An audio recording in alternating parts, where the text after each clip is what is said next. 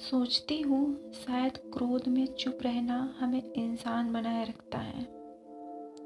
क्रोध में निकला हर शब्द किसी के चरित्र का हनन करने से कहीं पहले हमारे व्यक्तित्व पर सवाल उठा डालता है। क्रोध में नियंत्रण खो देने से हम अनजाने ही ईमान का सौदा कर बैठते हैं।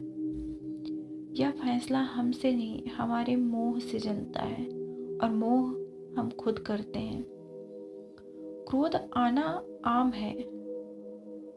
इंसान को क्रोध तो आता ही है। वास्तविक जीवन में एक सच्चे व्यक्ति को भी क्रोध महसूस होता है। हमें ज्ञात करना चाहिए कि वह क्या है। हमें ज्ञात करना चाहिए कि हम क्यों क्रोधित होते हैं, क्या चीज़ है जो हमें क्रोधित करती है और उस पर नियंत्रण करना चाहिए। अनुमान हमें कोई विचार क्रोधित करता है, फिर वह विचार क्रोधित हो उठने का भी हो सकता है। हमें विचार की तासीर को समझना चाहिए। हमें स्वीकारना चाहिए कि यदि हमसे क्रोध में गलती हो और उसे सुधारना चाहिए।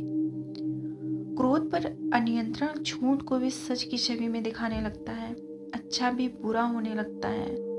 नियंत्रण खोकर हम इंसान नहीं रह पाते, इंसान होकर भी ठीक है यूं तो दिखने में कहीं अधिक अर्थ रहता है होना। इसलिए हमें मनुष्य होना चाहिए जो क्रोध पर नियंत्रण रखे, ताकि हम वही दिख सकें जो हम होते हैं, रह भी सकें।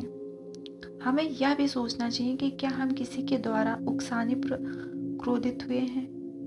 यदि हाँ, तो हमें ऐसे व्यक्ति को भी सबके सामने करना चाहिए जो क्रोध में किसी के व्यक्तित्व का कलंकित करने के लिए अपनी मनुष्यता का संहार करता है, टिप्पणियां करता है जिनमें तर्क का अभाव होता है, मर्यादा का उल्लंघन होता है।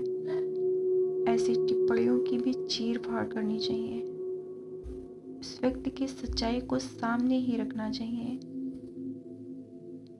जो अपने ऐब छुपाने के लिए दूसरों को क्रोधित करने का निर्दयी प्रयास करता है। क्रोध बुरा है, पर ज़्यादा बुरा है अपनी सुरक्षा के लिए आवाज़ उठाने से डरना। कभी कभी क्रोध में चुप रहना मौन होना नहीं होता। हमें अपने हक के लिए बोलना चाहिए, लड़ना चाहिए और सत्य को बचाना चाहिए। मात्र सच बोलना पर्याप्त नहीं है, झूठ पर आवाज़ उठाना भी जरूरी है। सत्य ही हमें सामर्थ्य देगा उसके संरक्षण को क्रोध रहित पूरा करने का।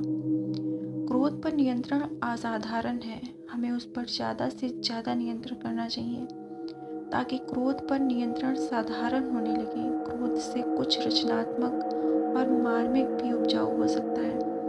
सिर्फ नश्वरता ही क्रोध का एकमात्र परिणाम नहीं है और न ही होना चाहिए। नहीं तो नियंत्रण के अभाव में हमें क्रोधित मनुष्य ही हो जाएंगे और वही नज़र भी आएंगे।